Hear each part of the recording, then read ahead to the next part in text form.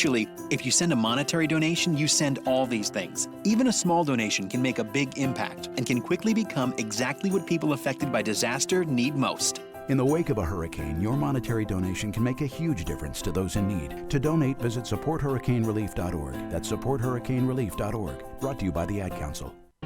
Hey, this is Mark the DJ Doctor coming to you from WFMCJams.com. We have another great show we want you to hear, coming to you live from the Commodore Grill, West End. You're going to be listening to Debbie Champion's Songwriter Round. Great entertainment, great show. Make sure you check it out in person. If not, listen to it live each and every Sunday from 7 p.m. to 11 p.m. from WFMCJams.com.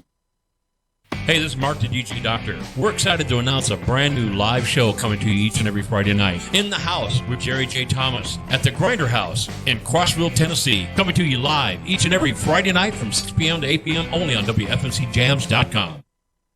Please join WFMC Jams Saturday in Tuscumbia, Alabama for the first annual May Day Flood Relief Fest. The event starts at noon and is free to the public. Bring the whole family and enjoy live music, food, vendors, kids' activities, raffles, and much more. All proceeds will go to the victims of the recent flooding in the Tuscumbia area. For more details, visit WFMCJams.com.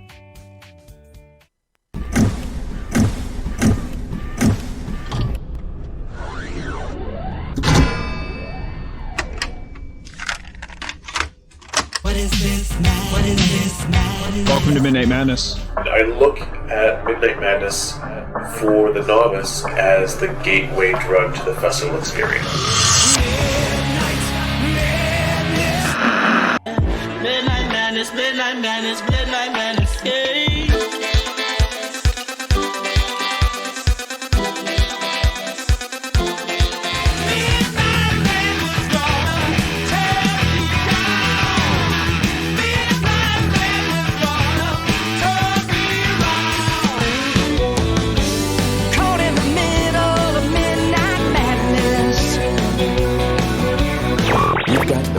Madness. You're gonna get it, the Midnight Madness. You're gonna get it, the Midnight Madness. You're gonna get it, the Midnight Madness. You're gonna get it. And now the Midnight Madness Show. Here's your host, the DJ Doctor. Well, hello everybody. I'm Mark, your DJ Doctor, coming to you live from Manchester, Tennessee, from the 13th floor. Well, the shoe fits. So, how you doing, Jason? This is the Hillbilly Heartthrob sitting next to me. I am wonderful. Peachy. Well, it's just a riveting conversation every time we get you on the air, don't we? I mean, people right now are sitting at their computer desk going, wow, that is a riveting show. That's exactly and we right. are putting up with that for some reason. Right. I have one complaint, though. What's that? Brian needs to get a camera on you guys for the Facebook Live. No. We would scare people right off the air. So. And speaking of the voice, how you doing, Brian? I'm doing good. How about you guys? Yeah. I don't have a camera over that way. Oh, thank goodness. Thank goodness. Yeah, the stream won't carry it. That's the thing. So. Yeah. Oh, I forgot I had another complaint, too. Another complaint. Another complaint. Yeah, Jason. Well, thanks, Bill, for joining the show. Good night, everybody. Jason promoted my appearance tonight with my picture when I was 18 years old. I'm thinking, I hope nobody's tuning in expecting to see the 18-year-old me because they're getting the 49-year-old me. That's the before and after thing. That's all. That's what it is.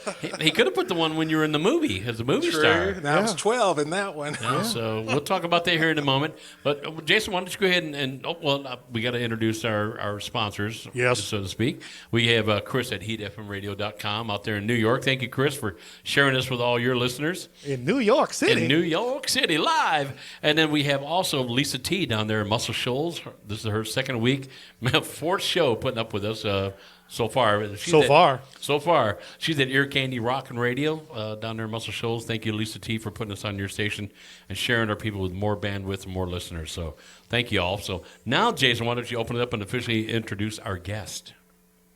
Well, I forgot his name. He's that guy standing right in front of you. Oh, you were okay. Posting 18-year-old pictures of. Right. We have the one and only Mr.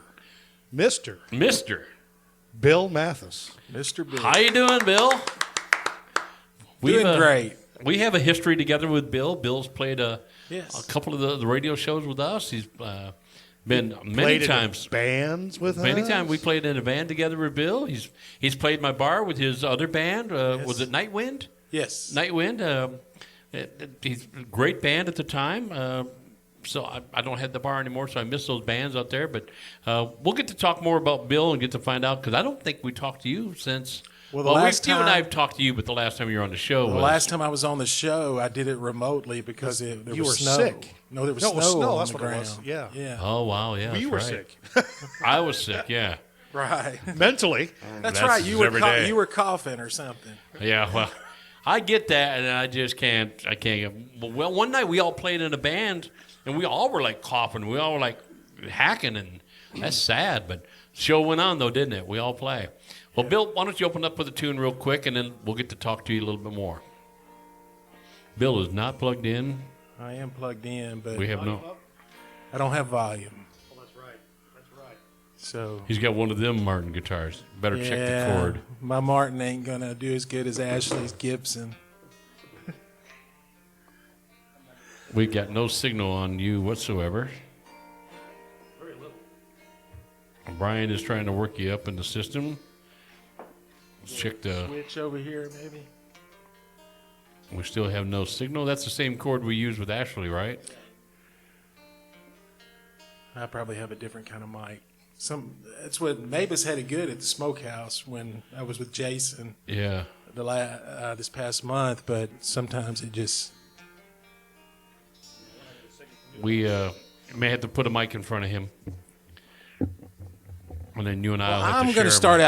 out. Sunday was Mother's Day, and this past year we had to put my mother in a nursing home. And I know Jason, Mark, you guys know about dealing with that type of stuff. Mm-hmm. Yeah, we both lost parents last year. So this is a song. I'm going to start out with this song. I guess it. It's just, this is supposed to be a serious note, and Jason's over there messing with the carpet. Sorry, Bill, not to step on your parade there, but That's no trouble. it's under the camera. Perfect. That's all right. We're good. All right, just I can I'm not hear it, hearing so anything. we're probably good. Brian, do you got signal on him at all? No. He's not coming in our monitors at all.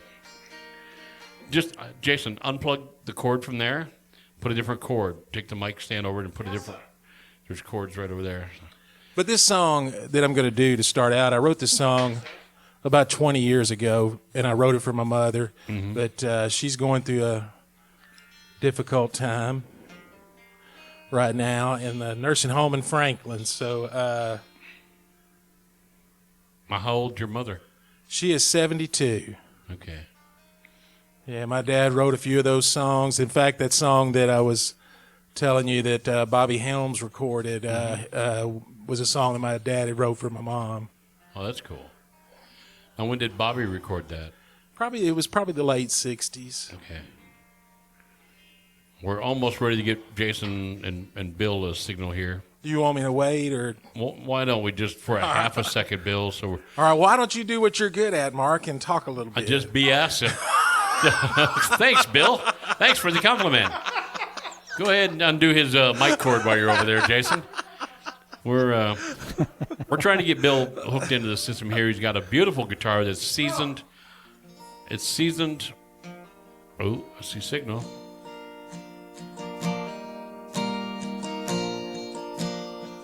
All right. It's a guitar issue. Yeah, at some point I need to put a better mic in it. Brian's working his magic. So just keep strumming, Bill. So, Bill and us go way back. We've Get that a little closer to the guitar. Oh, that's right. I'm probably going to take the. Yeah, This take would the sound probably hole. help if Yeah. we're going to use the. Oh, yeah. There's a sound hole. The feedback buster. Plug Yeah, them in. we've only been doing this for about 100 years. You think we'd have caught that, but There we go. You ready? Wow. Oh, I can't see very well. what a difference, huh? That thing really works. Yes. Where'd he go? Much better. All right, Bill. She's an angel sent from the good Lord up above to show this old world unconditional love. No matter what I've done, and in spite of where I've been,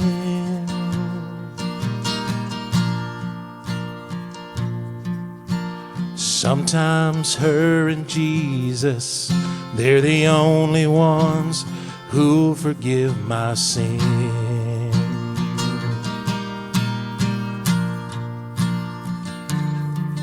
Come hell or high water, Mama's gonna fight to save one of her own. Her love has stood the test of time. It's a love that will live on.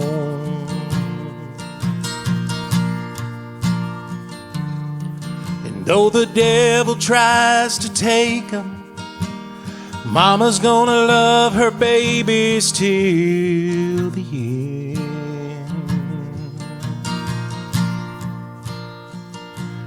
Mama's like the rock of ages. She won't ever break, she won't bend.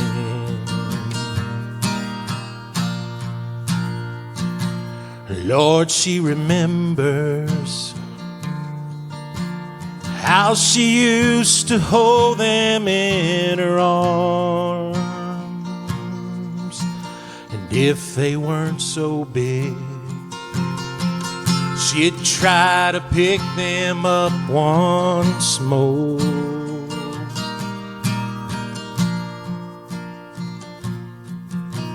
She still tastes the sweetness of those tiny lips she used to kiss.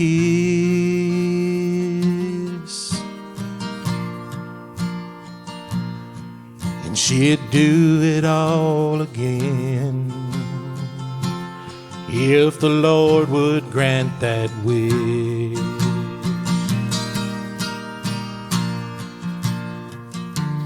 Oh, come hell or high water, Mama's gonna fight to save one of her own. Her love has stood the test of time. It's a love that will live on.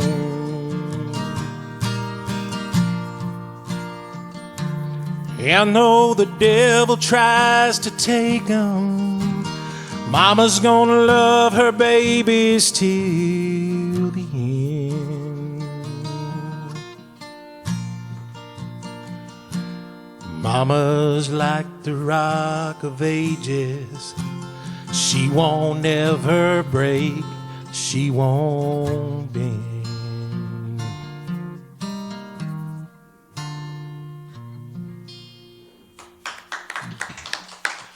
Mr. Bill Mathis. It's funny, once you started playing, we got signal off your guitar. How ironic. For people that don't know, Bill grew up in a musical family. His dad was the country Johnny Mathis. He's penned over 400 or 500 country tunes. Some of them did really well. Yes. Charted for Ray Price and done. And I want you to tell the story a little bit later that you told up on the mountain about the one that he sold. Oh, and, yeah. Yeah, we'll talk about that one a little later. But I kind of want to talk about, since you grew up in a musical family and you're around country music all the time and country stars would come to your house, was it your dad that influenced you to get into music, or was it the people around? How did you actually come about wanting to be a musician? Because sometimes, you know how kids of parents that are like your dad, it's still just dad. And you know, you just kind of go, what he's doing is cool, but I'm not into that. Was it dad that got you into that, or? Well, in a way, it's almost like you'd have thought my dad was in World War II or something and didn't want to talk about it.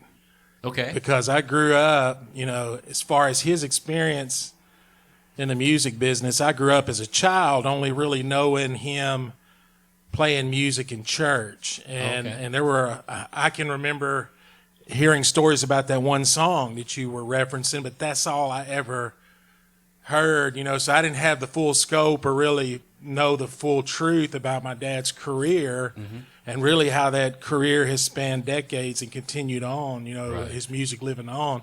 But he was the one that did influence me, though, as far as music. Just, I can remember, because there's a thing about musicians and singers that I believe you're born with something or you're not.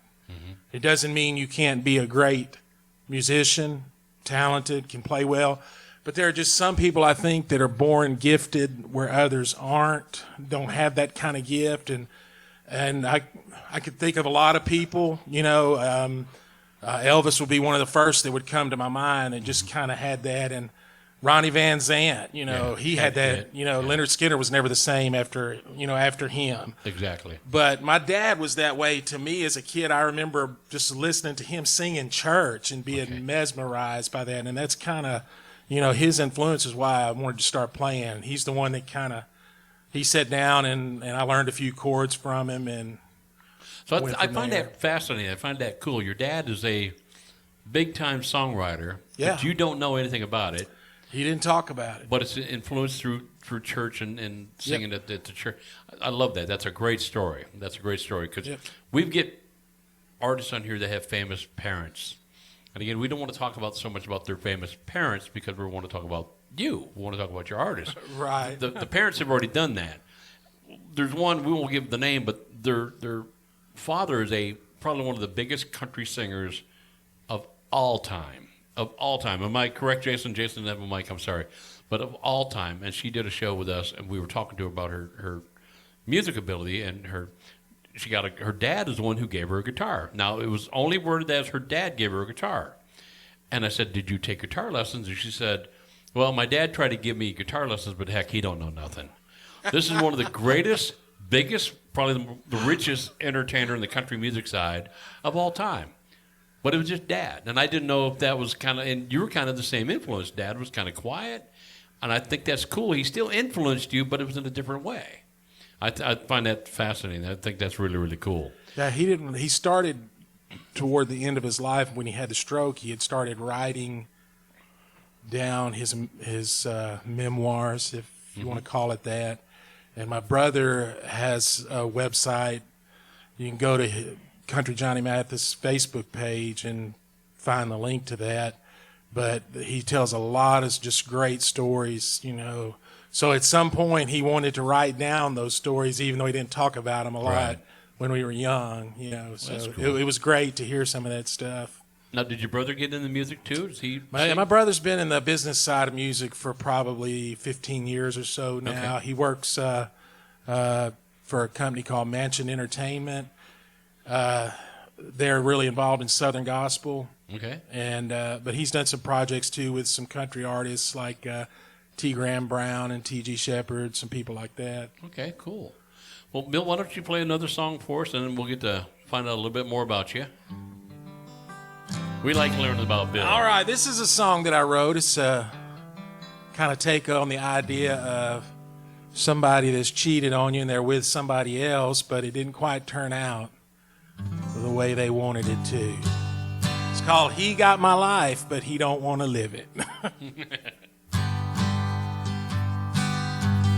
He got my life, but he don't want to live it. He got her heart, but he don't want to give it everything. He's just playing games. Everything she wanted to hear, he said it. And what I did in response, I regret it. It's a crying shame.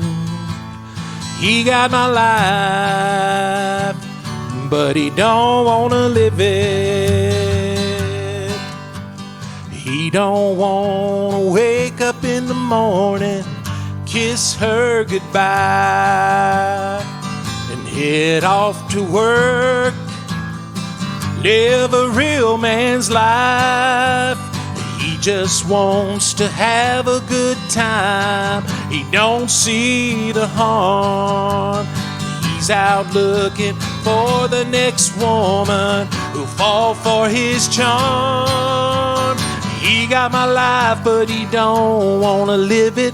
He got her heart, but he don't wanna give it everything.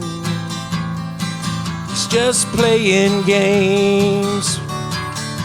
Everything she wanted to hear, he said it. What I did in response, I regret it. It's a crying shame. He got my life, but he don't wanna live it. He don't wanna have a cup of coffee, watch the sun sink low, or paint the kitchen wall that color she loves so. He's on the phone calling his buddies, they're always around. They're making plans for the evening, they're gonna paint the town. He got my life, but he don't wanna live it. He got her heart, but he don't wanna give it everything. He's just playing games. Everything she wanted to hear, he said it. What I did in response, I regret it. It's a crying shame. 'Cause he got my life, but he don't wanna live it. Mr. Bill Mathis, everybody. Well, Bill, when did you really, what was about the age that you really took music seriously? You started singing, songwriting? Did you do the band first? What did you kind of do? When you, maybe I sound like Bill Clinton, but when you say took it serious, exactly what are you asking me? When you decided this is what I want to do. Because I was serious. You sound like Bill Clinton. I was serious about music when I was 6 years old, and I think of that movie For Love of the Game, Kevin Costner. Oh yeah, great movie. And it's about baseball, but music is like that with me. From the time that I started beginning to play music, there wasn't an end game, there wasn't a goal, there wasn't an objective in the sense of where was I going with this.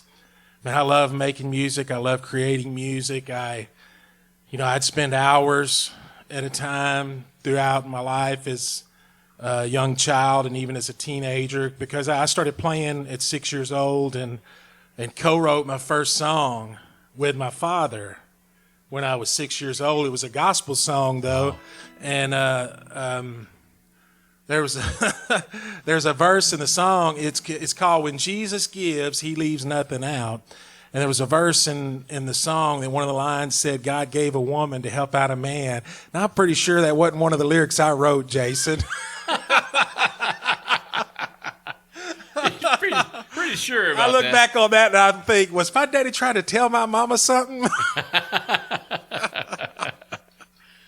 So, did you do music in school though? I did band. I did choral or whatever you call it. I played saxophone in the band. Sax, okay. Tenor saxophone, and can you still play? Yeah, I just need a good saxophone. Mine's. I still have my sax from back then, but it's a relic. Okay. Just for looking at, it's not not playable. Has fallen apart. Actually, my oldest son played it for a while in school. So, but yeah, it's just I need a good saxophone. I'd like to get back to playing some, but I started trying to take piano lessons, and if you see my fingers, you got hands like me. Yeah, they're not piano fingers. Yeah. So when they start telling you to do this kind of stuff with your my fingers just aren't long enough, really. So I took a few lessons, and I'm like, nah, I'm not. This ain't for me. So I just learned to play keyboard kind of my way, my style. My brother always told me, John, he said, "Bill, you play the keyboard like a guitar player." I don't know what that means, but somebody had a conversation with a guy the other day was telling me that Dave Grohl was talking about how that when he wrote songs on the guitar, he wrote it like a drummer. Right. It's the way, and then the other guys would fill in the other parts. So, you know. And it's funny you say that because I know a great guitar guy.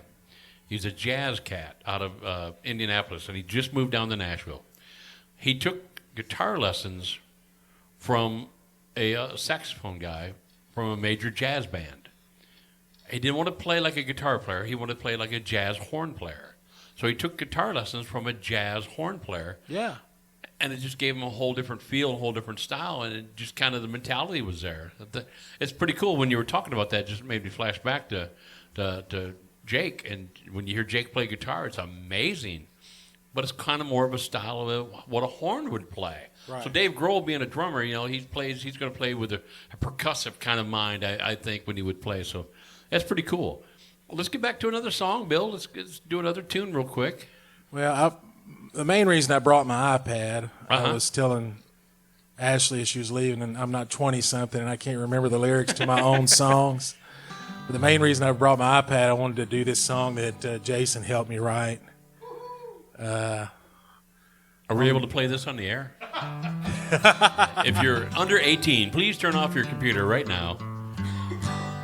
It's called Alcohol, Tobacco, and You. Okay. Surgeons General will warn you about this song. Well, you won't go to hell for smoking. You'll just smell like you've been there. And a little wine, it's good to ease the pain, ain't it, Jason? Everything in moderation, that's a good way to live. But taking it easy, that just ain't my game. Now with you it ain't no different. Well, I know I should stay away, but I'm drawn to you, but you're no good for me. Even if I try, it's just something I can't not fight. Yeah, darling, my addiction's come in threes. So I'll light up a smoke, pass me a brew, 'cause I just can't say no to these things I'm addicted to. And then give me some of your loving to help me make it through. How about some alcohol, tobacco, and you? Well, Mark, I've tried the patch. You tried, huh? Yeah, I've tried those 12 steps. How'd that work out? I ain't found a cure to get over her. You know, I couldn't keep the dang patch lit. By the time I reach step number 2, I'm right back to alcohol, tobacco, and you. Well, I'll light up a smoke and pass me a brew, 'cause I just can't say no to these things I'm addicted to. Now give me some of your loving to help me make it through. Everybody, I need alcohol, tobacco, and you.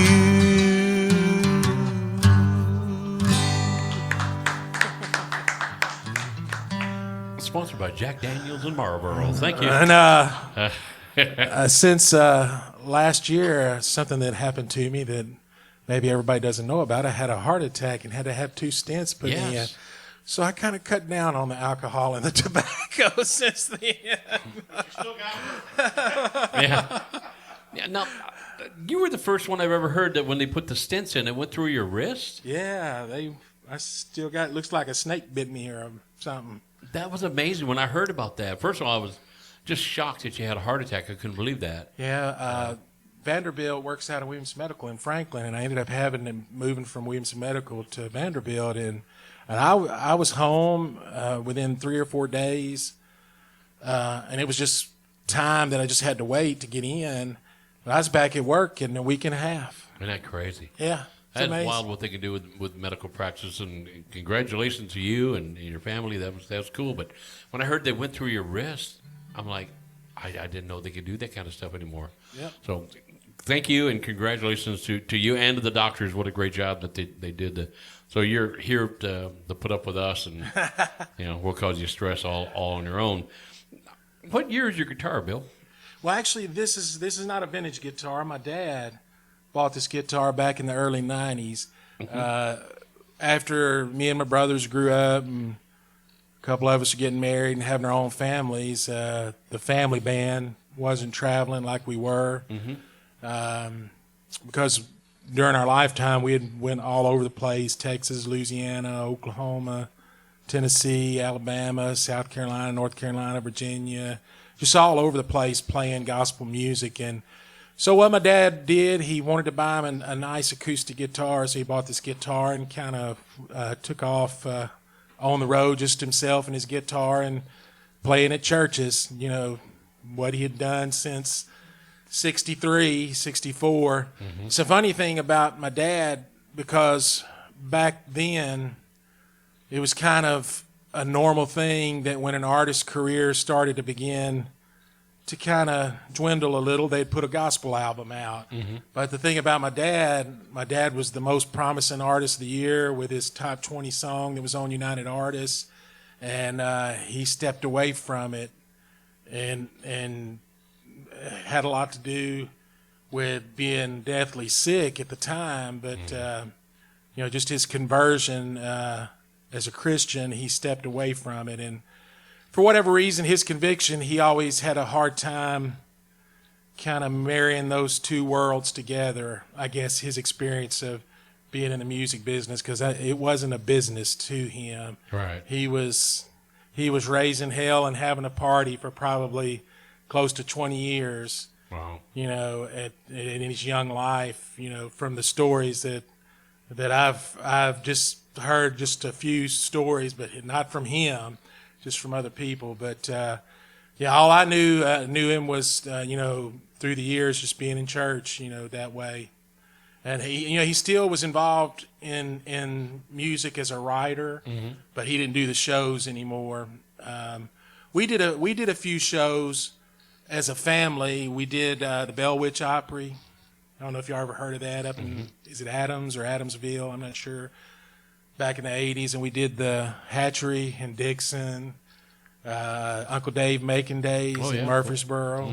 We were on one of the stages there one year. So there were things that he did, but as far as he himself, the last time he really toured, I was probably 3 years old, and I think he went on a tour with Loretta Lynn that year, and that was one of the last things he did. Oh, wow, that's cool. Well, let's talk about your movie career. How'd that happen? How'd that come about? The producer that my dad was working with in the 80s, he was writing some new songs, and they were trying to push these songs. They started a talent agency, and being that me and my brothers, all three of us, were musicians, they had this chance when they were doing this movie in Nashville that they sent us. They got us an audition. So I went to the audition, and my younger brother he auditioned as well. He also was supposed to have been in the movie. There were supposed to have been 3 scenes of different ages of Hank Jr., but they actually filmed my brother, but it's like, I don't know if that's his luck, but he got cut out of it. Oh, no. But I remember seeing all these kids coming in to try out, and kids playing guitar, and one kid was sitting here playing all these hot licks on the guitar, and I was looking at all of that thinking, all right, whatever, And when I got in there, it was like, you're cheating hard, will make you weep. And after I got through singing that, I come back for another audition and pretty much got the part. Now, my daughter, who is with me here tonight, Abby, she recently watched that movie with her mom on, I guess it was YouTube, y'all were watching, and she made the remark, this is how observant a young person is. Abby said, talking about Richard Thomas, John Boy, that played Hank Jr., yeah. Abby said, his eyes are blue and yours are brown, Daddy. That don't work. Wow. Wow. Kids, man, they'll catch that stuff, won't they? Yeah. So what's the actual name of the movie? It's a Hank Jr. story, but Living Proof. Yes, and you can find it on YouTube if you want to go look. Yeah, and you were 12 years old. 12 years old. There's a little small kid, but I'm the next kid that has the guitar that's with the woman that's playing Audrey in the movie. That's way cool. Out on the stage. So it was a fun experience. I only made $100. Got a very bad haircut in the process. And I know my dad spent a lot more money on all the trips and everything. Yeah. But it was a great experience cool. to be able to say, Yeah, it's cool. First chance I got when I was 14 or 15 and they were re-showing the movie and I was in Panama City, I was walking down the beach going, hey, I was in a movie. It's more like Jason was on Nashville. Jason made it to Nashville. Cool. Yeah. I didn't know that. Yeah, he was an extra. He was but he made it. They asked him to actually. You had several callbacks for you to go back to do some stuff on there. So I don't get any of those phone calls. They're like going, "You're just too crazy. We can't use you." So I don't know what it is, but I'm sorry. I've got the face for radio, I guess. So that's for sure. Thank you, Bill. Why don't we go ahead and do another tune here real quick, and then tell the story first. Tell the story. Tell the story. Yeah. Oh, is this another co-write? No, one is dad. Oh, my dad. Yeah, this is the one song that I always remember hearing it being mentioned when I was a kid by everybody, and I really don't think my dad, looking back on it, having the wisdom and maturity that I've gotten, I don't think my dad really wanted that song to be brought up because he sold it for $15, and he was always doing something like that just because of the lifestyle he was living. My brother just told a story, and I know I'm getting on a tangent, but it just reminds me of a story my brother had on the website that Please Talk to My Heart, which was that big song in the early 60s. My dad made a deal to sell it to be able to pay his guitar off, his acoustic guitar, and here's our kind of luck in my family. Very shortly after that, somebody broke into the hotel and stole that guitar. Oh, no. So he sold the rights to that song, but no, that song never did. The song that he sold, Am I That Easy to Forget, he sold it for $15, somewhere thereabouts, and the copyright, from what I heard, at one point was worth $250,000 because more than one person had a number one hit with it. It was one of those kind of songs. Yeah. I think Webb Pierce was the first, and Debbie Reynolds, some of you young people may know her as Princess Leia's mom. Yeah. She sung it, and it was a crossover.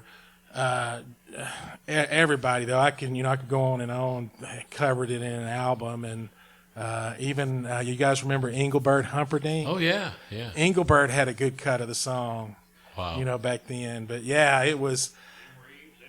Yeah, when I was in the top 100 or something, isn't it? Yeah, there's a book that BMI put out when I was working at TNN in the music clearance department. There was a book that they had. BMI listed their top 100 songs of the 20th century. And for anybody that doesn't know, BMI pays royalties to writers, publishers, that sort of thing. So that's what that was about. It was about money. It was one of the top 100 songs of the 20th century, you know, money That made wise. money-wise, And there's yeah. a lot of songs from the 20th century. So, you know, let's just say probably everybody in my immediate family would be living a better life now. My dad would have hung on to that song. But the rest of the story, I know, Jason, we're getting old and we talk too much. But the rest of the story, my dad happened to be at Tootsie's one night, and the guy that he sold it to, and I'm not sure, I can't remember, I want to say it was Carl Ballou, maybe. I can't remember. But the guy that he sold it to was sitting in Tootsie's that night, and my dad was arguing with him, saying, "You know, I wrote that song." And the guy was not going to have it. And finally, my dad said, being the kind of man he was back then, said, "Well, let's just step out back here, and we'll see who wrote that song." And the guy looked at it and said, "All right, you wrote it, but I'm making the money." Yeah, wow. Isn't that just amazing, though? And there's a lot of stories like that, but your dad had one in the top 100 of BMI's biggest money makers. Yeah. You know, BMI's most money they paid out in royalties. Are you going to be able to sing that? I can sing a little bit of it Yeah, if for you don't you. mind, just a little bit. Some folks might remember. You know, the more the time goes by, it begins to fade into obscurity. But do a little bit of it. Let me raise it up a little bit here. You say you found somebody new, but that won't stop my loving you. How can you walk away? Forget the love I have for you. Yes, I could find somebody too, but that won't stop my loving you. How can you leave without regret? Am I that easy to forget? The funny thing about the song, it was only that, and I didn't sing the chorus, but you know, it was only a verse and a chorus. And that's all it was to the song. And Wow. so it's amazing, you know, throughout the history of music, how some of the greatest songs were very simple and they just connected with people. Simple and to the point. Yeah. Don't overwrite. I guess don't overwrite. That's cool. Beatles made a killing doing that too. You know, something real simple. Ronnie Van Zant, I think. And did the same thing. John reached the point he had a problem with that with Paul, but Paul knew that formula. Yeah. And you know, now you're still, even though you're a country guy and was born and raised country and gospel, you're still a little rock and roller inside you too. a little bit. So yes. now we know. I know you're a huge Elvis fanatic. You love Elvis because when we play together, I know Bill plays with Jason and I sometimes in different forms of different bands, I guess. And when it gets to the point on the set list where we're kind of like, all right, what are we going to do next? Bill will always seem to pull out a Elvis Presley Elvis tune. song. And the one you play, it corrects me because it's in Men in Black. Yes. Yeah. And I've only heard it on Men in Black, but we play it out live. Bill does a great job on that. But I'm going to tell you, I've recently found out that one of the original recordings of that was Chuck Berry. And Really? I didn't know that. no, There's a version of him on a talk show doing it years ago, and he's butchering all the lyrics to it. Oh, jeez. I'm going to tell you one thing I miss about Bill when he does a solo career. And you did it with Nightwind. You do a great job in harmonies. You do a great job in vocal harmonies, and you work hard at it. And you just got that voice that you get. Mark, I think that's what I was meant to do because I sing vocals by myself, and I just don't think of myself as a vocalist. I don't think I'm that great of a singer. Then I'll sing harmony with somebody. I'll think, God, I'm good. I'm making them sound better. But you do, and that was my point. I don't think you sound bad singing. I don't want you to think I'm saying that. It's just like when you were a Nightwind, and I can't think of yours. Was it Bill? Jerry Jones. Jerry, yes, Yeah, Jerry. When Jerry would sing and you do the harmonies behind him, I'm like, oh, that's pretty dang good. Yeah. You guys did real good job. That's from the gospel background, Mark. Learned I call it Carter family harmony. I learned Carter family harmony when I was young, and that's where, you're doing a harmony part, a second part, or a third part, but you're not mimicking the lead vocal. Right. So I learned the older I got, though, and then some of that was through school and doing some of that training there. I learned to be able to mimic that lead vocal and do harmony, a little bit better. And my voice never changed, so I can get pretty high sometimes. Yeah, you surprised me how high you can get up some of that. Now, hopefully down the road we're going to have a little jam session with Jason over at his house with some special guests, and Yes. we want to get you and I and Adam and part of his band and get together, and I want to be able to hear you sing some background vocals and stuff too on top of your that'd lead. be great, man. And you play lead guitar real well too, which again is, what do you got a telly, don't you? You play with a telly. Yeah.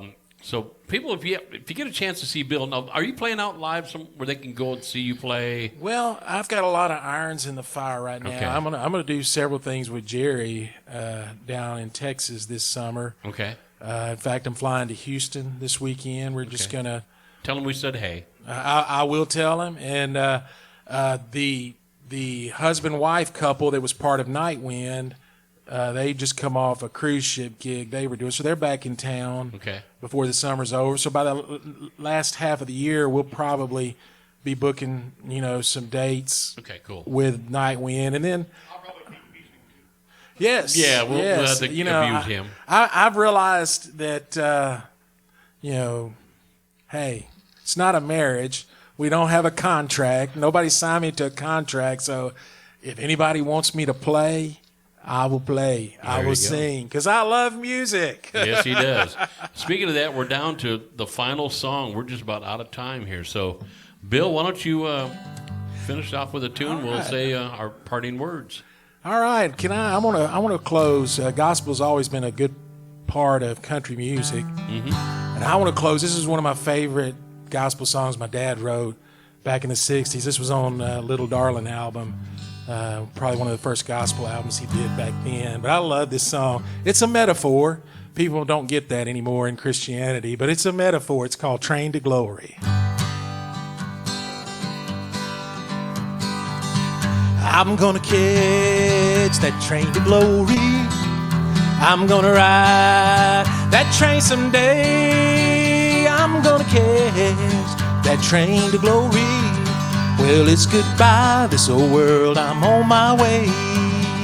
I'm gonna watch, look and listen. I got my ticket, don't wanna be late. If I'm not there when that train's leaving, it'll go right on, all aboard, it will not wait. Now my conductor, is it gonna be Jesus? He's gonna make this trip with me. My conductor, he's gonna be Jesus. Oh, we're gonna go where there is life eternally. I'm gonna watch, look and listen. I got my ticket, don't wanna be late. If I'm not there when that train's leaving, it'll go right on, all aboard, it will not wait. It'll go right on, all aboard, it will not wait.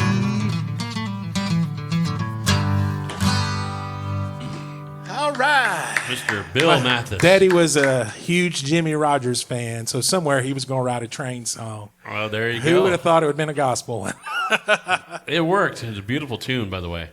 Well, Bill, thank you again for putting up with us. You do it several Mark, times with us. Jason, I love you guys, man, and your dedication to music and what you do.